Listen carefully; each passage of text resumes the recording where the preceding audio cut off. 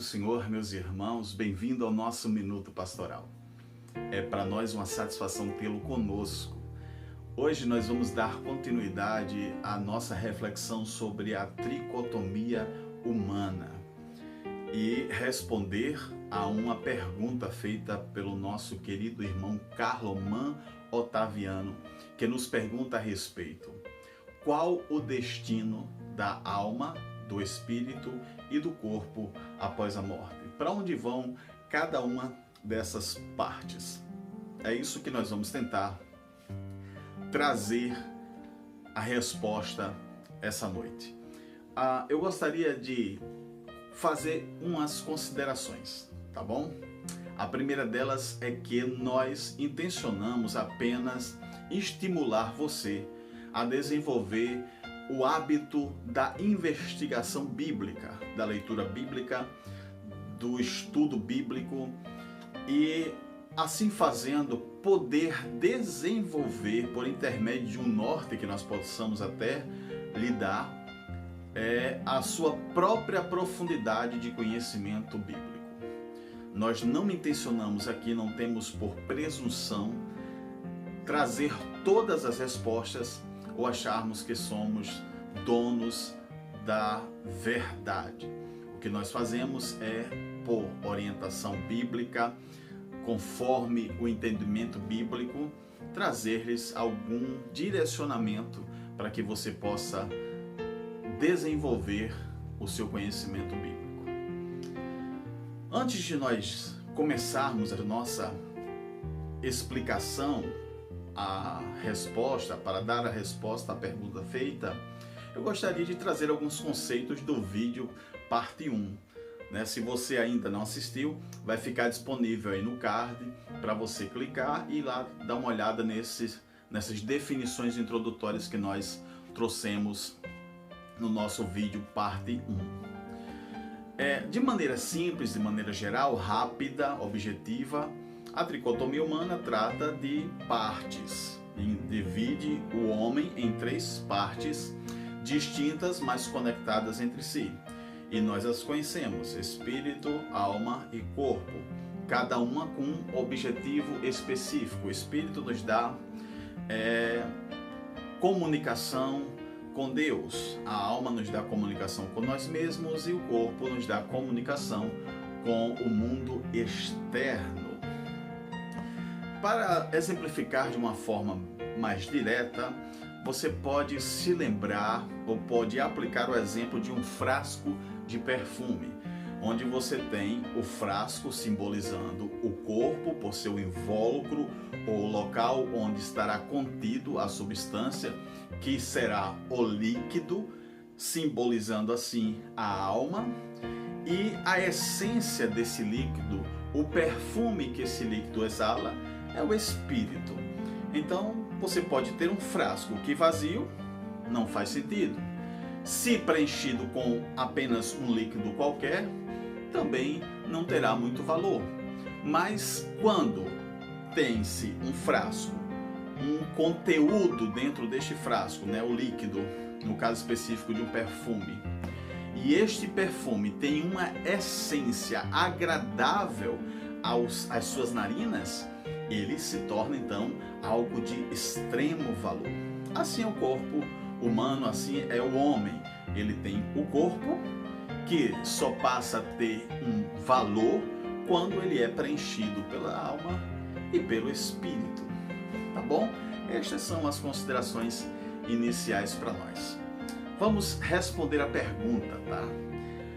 Bem, a pergunta é: para onde vai o espírito, a alma e o corpo quando morremos?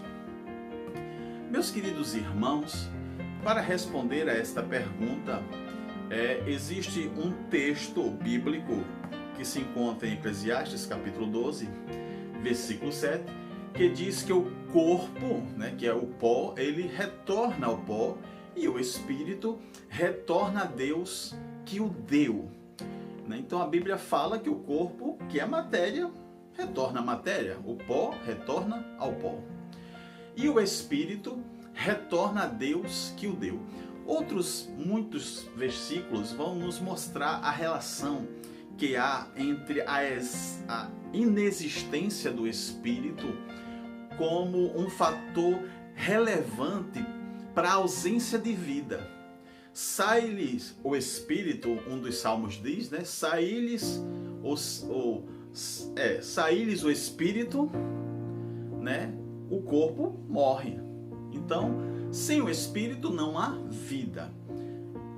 O Espírito volta para Deus. Das 3 partes, nós temos 2 já com os destinos bem evidentes. Um volta ao pó, é matéria, vai se decompor, e o outro volta a Deus, que o deu. Entra a partir daí o grande desafio, que é entender qual o destino da alma neste sentido. E aí nós nos envolvemos com uma outra abordagem teológica, que é a abordagem dicotômica. Se tricotomia fala da abordagem da divisão em 3 partes, dicotomia, ela fala da divisão em 2 partes. E há aqueles que acreditam nesta corrente teológica e as defendem.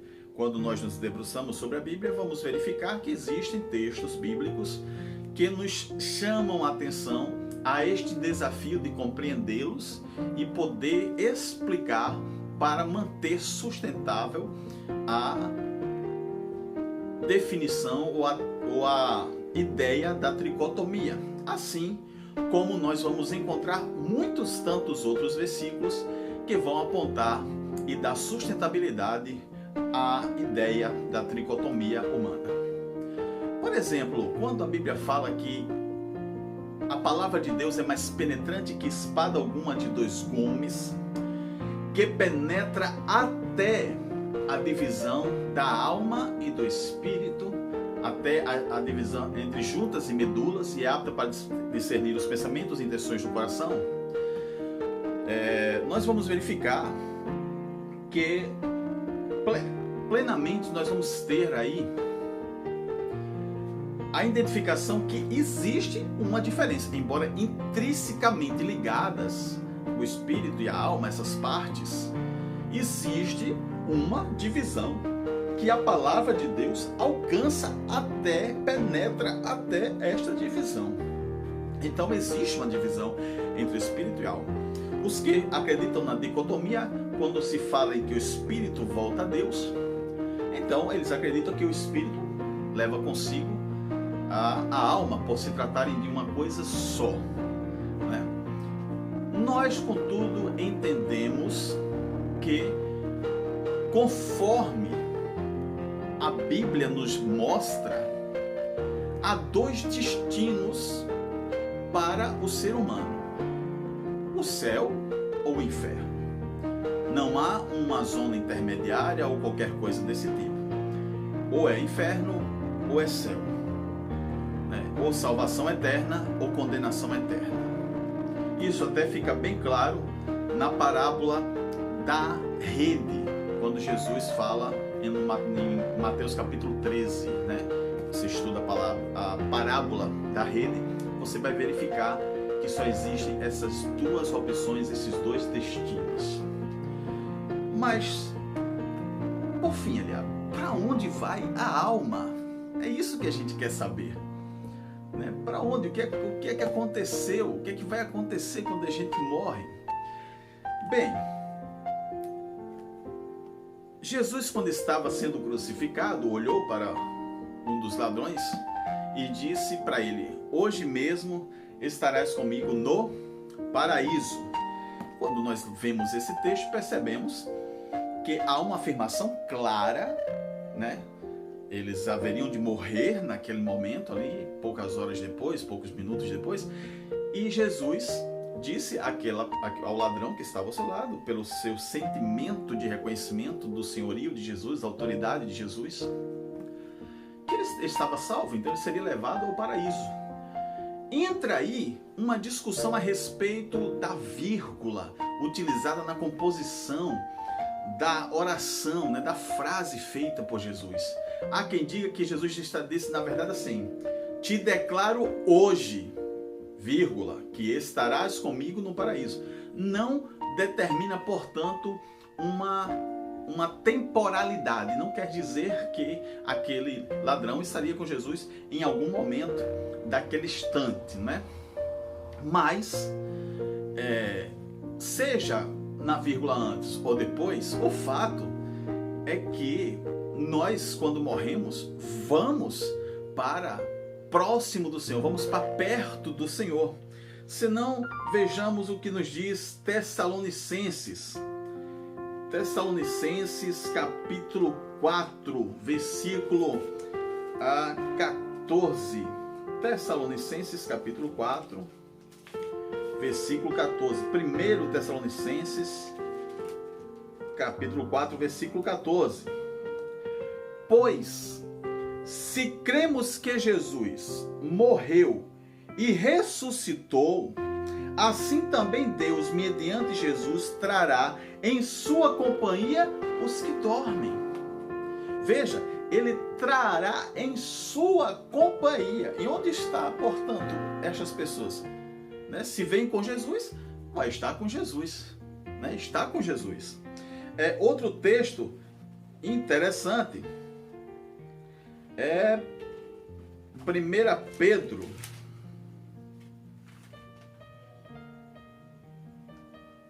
Deixa eu ver aqui. Isso.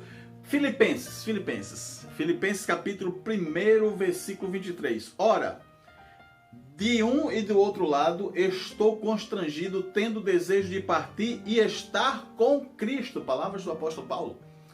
Né? E de estar com Cristo. O que é incomparavelmente melhor. Então, quando nós morremos, a alma, que é a nossa consciência, ela tem um destino.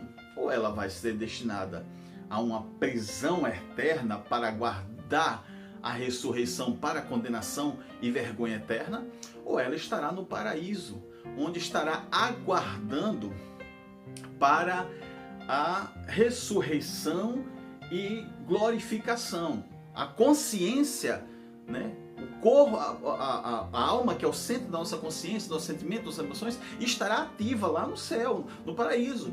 Mas ela há de se juntar um dia com o corpo para que esta glorificação seja plena. Né? Nós teremos um corpo glorioso, glorificado.